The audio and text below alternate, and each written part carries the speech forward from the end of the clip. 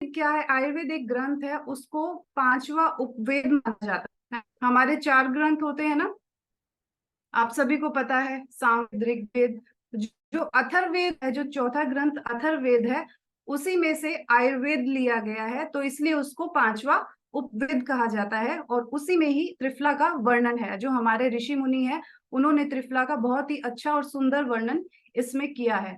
तो नाम से ही क्लियर हो जाता है कि त्रिफला यानी कि यानी कि तीन, और फल, फला यानी कि तीन फल। इसमें तीन फल होते हैं, क्या, हरित की, वभित की और आम्ल की। ये तीन हर्ब्स इतनी अच्छी हर्ब्स होती है, इतना बेनिफिट्स है इनका हमारी बॉडी में। क्या क्या बेनिफिट्स है वो हम जानते हैं। सबसे पहले तो हमारे शरीर में कितने दोष होते हैं, वात, पित्त और कफ, तीन दोष होते हैं। और ये त्रिफला है, ये तीनों दोषों का शमन करता है। अगर बहुत ज्यादा वृद्धि है तो उसको कम करता है, और अगर बहुत ज्यादा कम है यानी कि उसको एक बैलेंस करता है, वात पित्त को। सबसे पहले क्या है, त्रिफला क्या चीज है, कोई मेडिसिन है? नहीं, त्रिफला कोई मेडिसिन नहीं है। त्रिफला एक रसायन है। अब रसायन होता क्या है, आयुर्वेद में रसायन, बहुत सारे रसायन होते हैं, जिसमें से एक त्रिफला भी एक रसायन है। तो रसायन किसे कहते हैं, जो जरा और बुढ़ापा और रोगों को नष्ट करता है, उसको रसायन कहते हैं। या फिर जो औषधि सभी दोषों को नष्ट करता है और दुर्बलता का निवारण करता है, मतलब जो हमारे शरीर से वीकनेस को दूर करता है, उसको रसायन कहते हैं। अब रसायन भी दो शब्द से बनकर बना है, ठीक है, रस प्लस आयन। रस का मतलब क्या होता है कि पोषक द्रव, यानी कि जो हम न्यूट्रिशन ले रहे हैं, है ना, कोई भी न्यूट्रिशन हो जाएगा। और आयन का मीन्स क्या होता है कि उसका मार्ग, यानी कि जो पोषक द्रव्यों का जो मार्ग है, उसको रसायन कहा जाता है। तो एक एक सिंपल सी लैंग्वेज में ये रसायन है। तो रसायन है तो ये, अब हर एक का एक टेस्ट होता है ना। हर एक, चाहे जो हम अपना न्यूट्रिशन लेते हैं, शेक लेते हैं, इन हर्ब्स का, इन तीनों हर्ब्स का एक टेस्ट होता है। और हमारे आयुर्वेद में 6 तरह के ही टेस्ट होते हैं, 6 तरह के ही रस होते हैं। वो कौन कौन से होते हैं, मधुर, अम्ल, लवण, कटु, तिक्त और कषाय। इन 6 रसों से युक्त ही हमें भोजन करना चाहिए। जो त्रिफला होता है, उसमें सिर्फ 5 रस होते हैं। उसमें से एक रस कौन सा नहीं होता, लवण रस, यानी कि जो लवण यानी कि जो नमक जैसा टेस्ट देता है, वो इसमें नहीं होता। बाकी मधुर, अम्ल, कटु, तिक्त, कषाय, ये तीनों रस हमारी ये त्रिफला में होते हैं। तो अगर कोई भी पर्सन अगर षड युक्त आहार नहीं खा रहा है, तो अगर वो त्रिफला का सेवन कर रहा है, तो यानी कि सारे के सारे जो रस हैं, वो हमारी बॉडी में जा रहे हैं। और रस क्या होता है, एक धातु होती है ना। जो भी हम भोजन करते हैं, जो भी हम खाना खाते हैं, सबसे पहले आहार जो भी हमारे मुख में या माउथ में जाता है, सबसे पहले कौन सी धातु बनती है, रस धातु। तो जैसा आप अन्न का सेवन करेंगे, वैसा ही वो धातु बनती है। और धातु क्या होती है, धातु से ही हमारे शरीर का पोषण होता है। क्या होता है, जैसे रस से रक्त बनता है, रस, रक्त, मांस, मेद, अस्थि, मज्जा, शुक्र। और इन सब 7 धातुओं का जो एक वो होता है, एक प्योरिटी होती है, उसको ओज कहते हैं, और उसी को हम इम्यूनिटी कहते हैं। तो यानी कि आपके अगर फर्स्ट धातु, ये क्रमशः रस से रक्त बनता है, रक्त से मांस, में ऐसे क्रमशः बनते हैं। तो आपका अगर रस अच्छा होगा, यानी कि आहार अच्छा होगा, फर्स्ट धातु ही अच्छी होगी, तो नेक्स्ट जो हमारी जितनी भी धातुएं हैं, वो बहुत अच्छे से बनेंगी शरीर में। और सभी 7 धातुओं का जो सार होता है, वो क्या होता है, ओज। और औज क्या होता है, जिसका भी औज सबसे अच्छा है, यानी कि आपके शरीर में जो इम्यूनिटी पावर है, वो सबसे बेस्ट है ना। कहते हैं ना आजकल कि हाँ, जो किसी भी डॉक्टर के पास चले जाएं, थोड़ा सा भी जल्दी बुखार आ जाना, खांसी जुकाम जल्दी हो जाना, क्यों हो जाता है, क्या कारण, आपको बताते हैं कि आपकी इम्यूनिटी वीक है।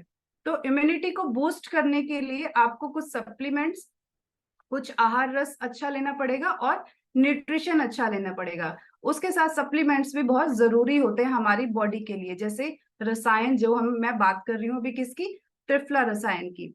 तो नेक्स्ट क्या है, जो हम त्रिफला रसायन है, वो वात का अनुलोमन करता है। मतलब क्या होता है इस चीज का, जैसे हमारे शरीर में 5 तरह की वायु होती है, ठीक है, उदान वायु, प्राण वायु, अपान वायु, समान वायु ठीक है। और सॉरी, ये तो 5 तरह की जो वायु होती है, तो ये जो त्रिफला है उसमें से जो अपान वायु होता है उसका अनुलोमन मेनली करता है। अब अपान वायु का कार्य क्या होता है, जैसे रजस्राव होता है जो स्त्रियों में मेंस्ट्रुअल साइकिल होती है, ठीक है, और जो शुक्र धातु होता है और जो मूत्र होता है, इन सब का सुखपूर्वक शरीर से बाहर निकालना, यानी कि मल मूत्र शुक्र और रजस्राव, इन सातों इन चारों चीजों को सुखपूर्वक यानी कि इजिली जो हमारी बॉडी से निकल जाए। अगर आप ये देखिए, अगर आप किसी का भी यूरिन रिटेंशन हो जाए, किसी का भी बाथरूम अगर रुक जाए, तो हमारी बॉडी में कितनी प्रॉब्लम होती है, यानी कि वहां पे कहीं ना कहीं अपान वायु दूषित है। किसी को भी कॉन्स्टिपेशन हो जाती है, कब्ज हो जाती है, तो यानी कि वहां अपान वायु दूषित है। और किसी को भी जैसे मेंस्ट्रुअल फ्लो बहुत ज्यादा आ जाता है, नहीं आता है, और जैसे शुक्र धातु है वो बहुत ज्यादा नहीं निकल पाता, इजिली नहीं निकल पाता, तो कहीं ना कहीं अपान वायु दूषित है। तो उसके लिए यहाँ पर त्रिफला है। त्रिफला क्या करता है, अपान वायु का अनुलोमन करता है, मीन्स पूरी अच्छी तरह से आपकी बॉडी से वो निकल जाता है, इजिली निकल जाता है। नेक्स्ट क्या होता है कि जो अब हम बात करते हैं, इसमें जो 3 जो हर्ब्स हैं वो कौन कौन सी हैं। सबसे पहले मैंने आपको बताया था हरितकी, है ना। हरितकी को नॉर्मल भाषा में हरड़ भी बोलते हैं, सभी ने सुना होगा, सुना है ना सभी ने। और हरड़ भी 2 तरह की होती है, एक छोटी होती है और एक बड़ी हरड़ होती है। जिसमें से जो छोटी हरड़ होती है उसके औषधीय गुण बहुत अच्छे होते हैं, तो उसी को इस्तेमाल करने के लिए ज्यादातर कहा गया है। और हरितकी को इसका जो लैटिन नेम है, यानी कि अगर आप इंडिया से बाहर जाते हैं, अगर हरितकी की बात करते हैं तो कोई भी हरितकी के नाम से नहीं जानता। हरितकी संस्कृत वर्ड है, हरड़ जो है वो हिंदी नेम है, और इसका लैटिन नेम है टर्मिनेलिया चेबुला। ठीक है, तो इस नाम से ऑल ओवर वर्ल्ड में इसको जाना जाता है। तो हरितकी एक बहुत अच्छा रसायन है, ये अकेला भी एक बहुत अच्छा रसायन है। इसको आयुर्वेद में किस तरह से इसका व्याख्यान किया गया है, कदाचित कुप्यते माता न उदरस्ता हरितकी, यानी कि कहा गया है कि एक टाइम में तो जो माता होती है वो भी अपने पुत्र से नाराज हो जाती है ना कभी। पर अगर हम हरितकी का सेवन करते हैं, वो हमारे शरीर में जाकर कभी भी नुकसान नहीं देती। अगर आप हरितकी का सेवन नॉर्मली भी कर लेंगे ना, तो वो हर रोग में आपको हेल्प करती है। कोई भी रोग ऐसा नहीं है जो हरितकी से ठीक नहीं हो सकता, यानी कि हरितकी को एक माँ की उपाधि दी गई है। आपकी बॉडी के लिए वो इतनी अच्छी और इतनी बेनिफिट्स हैं उसके। और अगर ये शरीर में, इससे क्या लाभ होते हैं हरितकी से, ये आपका डाइजेशन इंप्रूव करता है ना। क्योंकि क्या होता है कि 99% जो बीमारियां होती हैं वो पेट से होती हैं, सभी मानते हैं ना। अगर पेट आप लोगों का साफ है, अगर पेट आपका साफ है, तो आपका न्यूट्रिशन अच्छे से एब्जॉर्ब हो रहा है, मेटाबॉलिज्म अच्छे से है, और जो भी चीजें आप खा रहे हैं वो अच्छे से यानी कि डाइजेस्ट हो रहा है। ऐसा नहीं है कि किसी को मोशन नहीं आ रहा है। अगर किसी को कॉन्स्टिपेशन है या कोई भी प्रॉब्लम आ जाती है, तो यानी कि आपका डाइजेशन खराब है। और डाइजेशन किस वजह से खराब होता है, या तो आप बहुत ज्यादा खा रहे हो, या कम खा रहे हो, या अच्छा नहीं खा रहे हो, या फिर आप टाइम से नहीं खा रहे हो, यही कारण हो सकते हैं। तो आपको अपना आहार अच्छा करना पड़ेगा, जो भी आप खाना खा रहे हो, क्योंकि आयुर्वेद में आहार को ही प्राण माना गया है ना। अब यहाँ पर जैसे आप क्लब में आए हैं, अब सभी न्यूट्रिशन पी रहे हैं, है ना, शेक पीते हैं, तो एक अच्छी फीलिंग आती है। आपका वेट तो लॉस होता ही है, साथ के साथ आपकी स्किन अच्छी होती है, एक कॉन्फिडेंस अलग से ही आता है। और उसी की वजह से क्या होता है, आपकी मसल्स भी अच्छी हो जाती हैं, आपकी बोन्स भी अच्छी हो जाती हैं, आपके हेयर भी अच्छे हो जाते हैं। सभी एक चीजें एक बैलेंस आ जाता है, क्योंकि आप ये संतुलित आहार है, एक बैलेंस डाइट है। तो आपकी, जब आप हरितकी का सेवन करते हैं, आपके स्किन टेक्सचर भी अच्छा हो जाता है। अच्छा, स्किन क्यों अच्छा हो जाता है हरितकी को खाने से, क्योंकि डाइजेशन अच्छा होता है, जो भी चीजें आप खा रहे हैं उसका एब्जॉर्प्शन आपकी बॉडी में अच्छा होता है। एब्जॉर्प्शन का मतलब क्या होता है कि हम जो भी चीज खा रहे हैं वो हमारे शरीर में लग रहा है, क्योंकि स्मॉलेस्ट यूनिट हमारे बॉडी की क्या है, सेल। ये एक एक सेल को नरिश करती है ना। और सेकंड क्या है, जिसको भी डायबिटीज है, मधुमेह है, प्रमेह है, उसमें भी ये हेल्प करती है। और कैंसर तक में भी इसको बोला गया है, अगर आप इसको लंबे समय से खाते रहेंगे तो ये कैंसर तक में भी हेल्प करती है। क्यों? क्योंकि ये एक रसायन है, ऐसी कोई भी चीज नहीं है जो हरितकी से ना ठीक हो। अब क्या है, त्रिफला में तो 3 का कॉम्बिनेशन होता है ना, जो जब ये तीनों का कॉम्बिनेशन एक में हो जाता है तो ये जबरदस्त बूस्ट करता है हमारी इम्यूनिटी को। नेक्स्ट क्या है, विभितकी। अब विभितकी क्या है, विभितकी को बहेड़ा भी कहते हैं, और इसका जो लैटिन नेम है टर्मिनेलिया बेलरिका है ना। और ये कफ का शमन शमन करती है, और जो हरितकी थी वो किसका, वात का शमन करती है।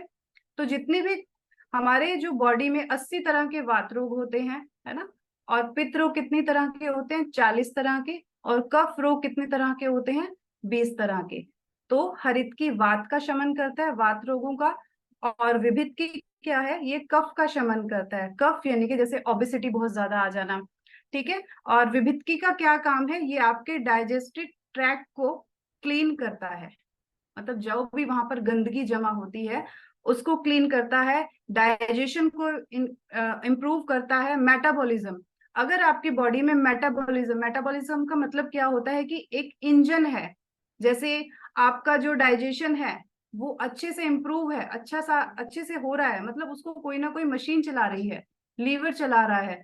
तो लीवर कहाँ, मेटाबॉलिज्म होता है वहां पर, है ना। तो आपका मेटाबॉलिज्म अच्छा है तो आपकी सभी चीजें अच्छे से डाइजेस्ट हो जाएंगे, कुछ भी आप खाओगे वो अच्छे से आपके बॉडी में लगेगा। और क्लीन लार्ज इंटेस्टाइन, है ना, लार्ज इंटेस्टाइन में ही क्या होता है, वात का स्थान होता है, और वहीं पर ही मल रहता है।